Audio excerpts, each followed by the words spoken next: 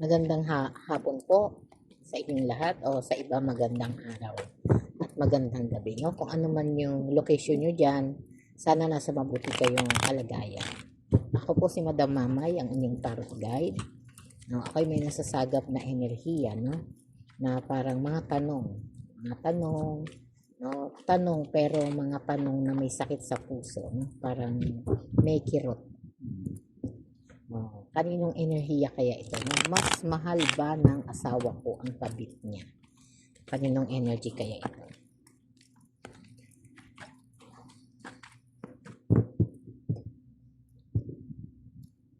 Mas mahal ba ng asawa ko ang kabit niya? Ang sakit nun ano? Sige, ito na po.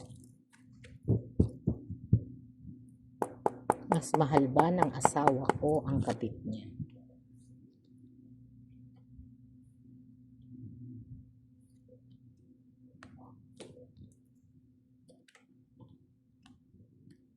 Oh, kita mo ha.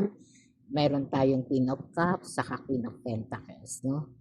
At dito pinapakita pa rin, no, na talagang dumating sa panahon, no, na nagkaroon ng problema dito, no?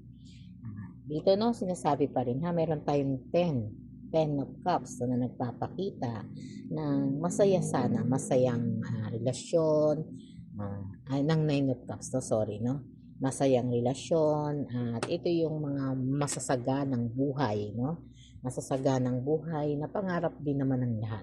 Pangarap ng kahit sino, pangarap to, no, na magkaroon ng isang masaganang buhay, no, parang wala ka na masyadong iisipin, no, parang pag nandyan yung kailangan mo, andyan na, makukuha mo na agad, no. Kaya lang ito yung emosyon na parang may kasaganahan, maayos na buhay, maayos ang status, no, pero parang medyo boring, no? Nakakaramdam ng pagka-boring, nakakaramdam ng sakit sa puso, no, dahil may mga tanong, no.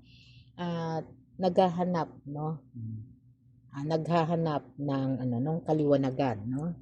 Naghahanap ng kaliwanagan na gustong matanggap, no. Gusto niyang makatanggap ng kaliwanagan sa isip, yung mga tanong, no. Bakit mas mahal ba ng asawa ko ang kabit niya, no? Ito yung mga parang naghahanap ng ng sagot, no. At ito yung mga sitwasyon na parang nagbibigay ng maraming maraming isipin. At andito si High Priestess, no, na nagpapakita ng moral, no, yung usaping delikadesa, no, na ito yung parang pinapahalagahan, no, ng energy ng isa sa inyo. Na parang sabi, no, parang hindi na nahiya kung kailan nagkaedad, kailan nagkaroon ng asawa, kailan kayo nagkaroon ng relasyon, no, doon nakagawa ng mga bagay na parang hindi angkop, no, sa pagkatao o sa sitwasyon. Kaya medyo hindi masaya, no? Hindi masaya tong emosyon na to. No? At sinasabi pa rin, no, parang ngayon, no, parang pinag-aaralan mo, iniisip mo kung ano yung mga bagay na pwede mong gawin, no? Pwede mong itulong sa sarili mo, no? Para makalaya ka dito, no, sa sitwasyon na to, at para magkaroon ng klaro, no, klarong sitwasyon pagdating sa inyong relasyon, no. Kasi ang tanong, mas mahal ba ng asawa ko ang kabit niya, no? At andito yung 5 of Cups, no, na nagpapakita ng kalungkutan, no?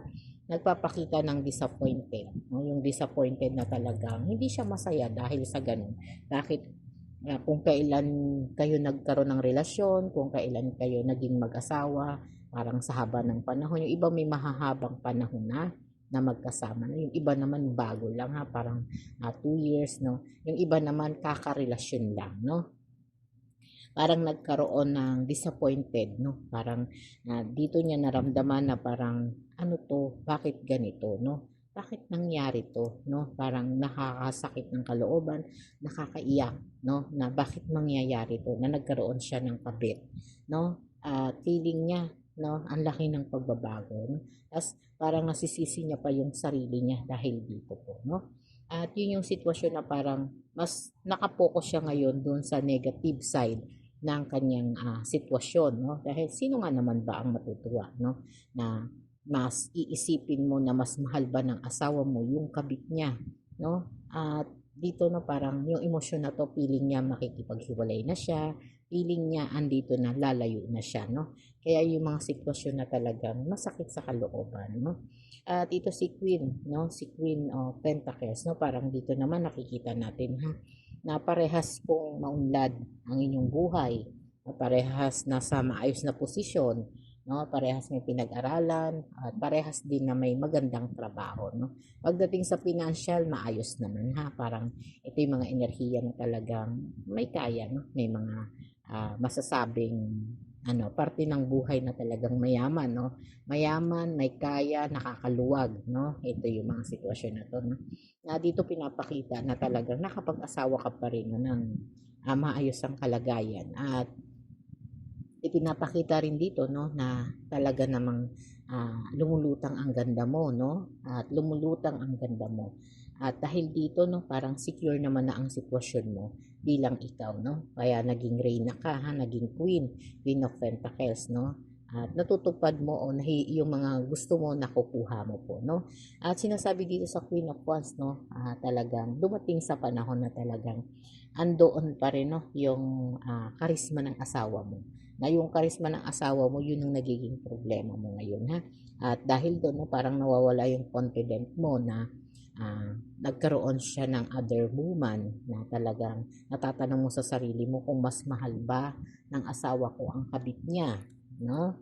At dito, no, the sun, Ace of Pentacles, at Five of Swords, na naka-reverse po ito, ha? At ito no, Ten of Wands, the Temperance, and Four of Wands. Ito po pinapakita dito ha, na nagkakaroon kayo ng mga issue na talagang parang nararamdaman mo na yung sakit. Parang binabaliwala ka na, aalis ng bahay, no? Parang hindi man lang nagpapaalam, no? Hindi nagpapaalam, galit pa, no? At hindi rin mga nagre-reply pagka nagme-message ka, tumatawag ka, laging hindi pinapansin yung mga tawag mo, no? At dito ka nakakaramdam ng sobrang kalungkutan. At dahil doon, no, parang nagkaroon kayo ng no, family problem, no? At lumaki yun ng ganon, na? At parang nasanay sa sitwasyon na hindi kayo nagkakaroon ng pag-uusap, walang bonding, no? Instead na magkasundo, nagkakagalit, no? Parang pag nagkikita, akala mo yun na yung katapusan ng mundo. Dito sa Ace of Pentacles na naka-reverse pa rin po ha. At dahil po doon no, parang nakalock, no? Parang yung emosyon nyo talagang hindi nagbabago, no? At parang nagiging enemy kayo sa isa't isa. No, at dahil doon no parang naaapektuhan na rin pati ang emosyon mo, ang mental mo, parang medyo hindi ka na nakakatulog, nag-aalala, natatakot, naghalo-halo na yung emosyon na parang ang lalim ng pinagmumula no? At madalas ka rin umiiyak. No? Parang naghahanap ka rin ng taong makakaintindi at makakasagot ng mga tanong mo. Bakit nga ba? No? Bakit mas mahal ba ng asawa ko ang kabit niya? No? At ito no, sa Five of Swords, no? Ipinapakita rin po dito no, na talagang nagkakaroon kayo ng conflict, no? Pagtatalo, tension, no? Yung mga ganun, no? Na talagang ipinaparamdam niya sa'yo na parang wala nang halaga ang pagsasama niyo. No? Parang iyon na, no? At parang kayo na yung mortal na magkaaway na dati nagmamahalan kayo. Ngayon, nagiging mortal kayong magkaaway, no?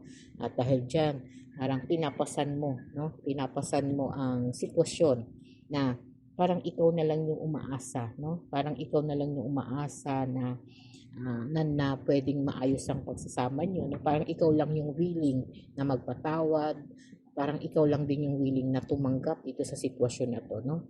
Dahil sa kapit nga, may kapit nga siya, no? At sinasabi mo dito na parang gusto mo na mag-let go. No, kung pwede nga lang mawala sa mundo, aalis ka na lang sa mundo, no? Kung ganun lang kadali. No, kasi andun yung andun yung ang daming burden sa sarili, no? Na talagang parang nababalikan mo yung nakaraan at nagkakaroon ka ng maraming tanong, no? Bakit siya nagkaroon ng kabit? Ano bang naging pagkukulang ko, no? Ito yung mga tanong mo na talagang hindi nasasagot, no? At marami pang responsibilidad na dapat unahin na instead na kayo magkasundo at magkaisa sa sitwasyon, no, ay talagang dumating kayo sa problema, no? Ito yung the temperance, no, na sinasabi dito na parang hindi mo na matolerate yung problema na to at nauubusan ka na talaga ng pasensya, no? Na parang kailangan mamili na ang isa, no? Parang kailangan ng piliin ng isa, no? Na lagi mo sinasabi, no, sa kanya, sino bang mas mahalaga? Sino ba? Ako ba o siya, no? Mas mahal mo ba siya, no? Parang kailangan ng mamili, no? Itong sitwasyon na to. Dahil dito sa Four of Wands na sinasabi pa rin na talagang nagkaroon ng conflict, pag-aaway, at destructive na dun sa mga plano nyo noon na dati ang gaganda ng plano nyo para sa isa't isa. Parang lumubog yung pangarap na magkaroon ng masayang pamilya, no? Dahil dumating ka sa panahon na talagang tinatanong mo na kung sino ang mas mahal.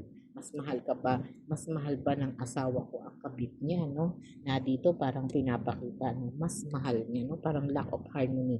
Walang katahimikan, no? Walang kapayapaan, no? At sangkot dito ang mga kaibigan, pamilya, no? At feeling mo, gusto mo nang lumayo, ha? Gusto na ninyo makipaghiwalay. At andito ang Page of Swords, no? Na talagang ang asawa mo ay talagang parang patalikuran ka na, no? Pero ikaw ay talagang nananatiling lumalaban, no? At nandito pa rin, no? Parang hindi pa rin siya talaga makapag-decide, no? Sa ngayon, ito pa rin ang the devil, no? Na nagpapakita pa rin ng mga emosyon, mga emosyon dito, na nagpapakita dito, no, ng sitwasyon, no? Na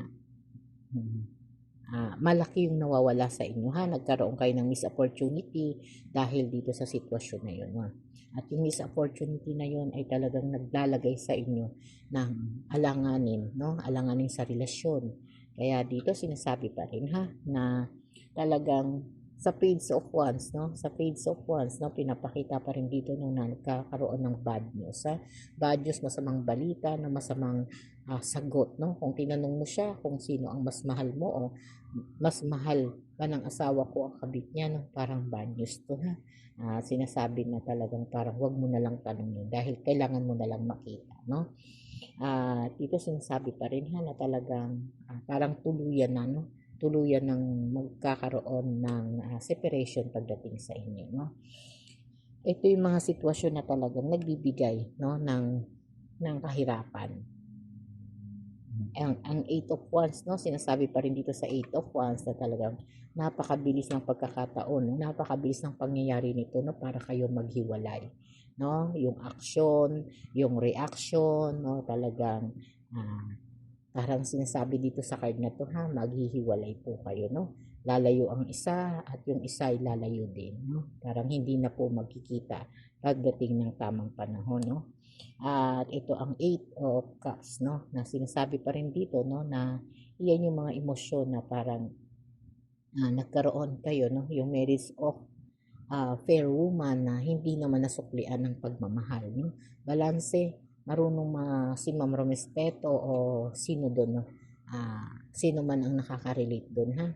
At kung kaninong emosyon yon, no, na talagang dito pinapakita pa rin, no, na talagang andoon yung ano, no, parang pagsisisi, no, labis na pagluha, no. At dito, no, sinasabi pa rin, no, na talagang sa sitwasyon na to, kahit anumang mangyari, no, manalo matalo at mas mahal man ng asawa mo ang kabit niya, no, kailangan mong lumaban, ha, para sa pamilya, para sa mga anak kung may mga anak, no, kung wala namang mga anak, para sa pangarap, ha.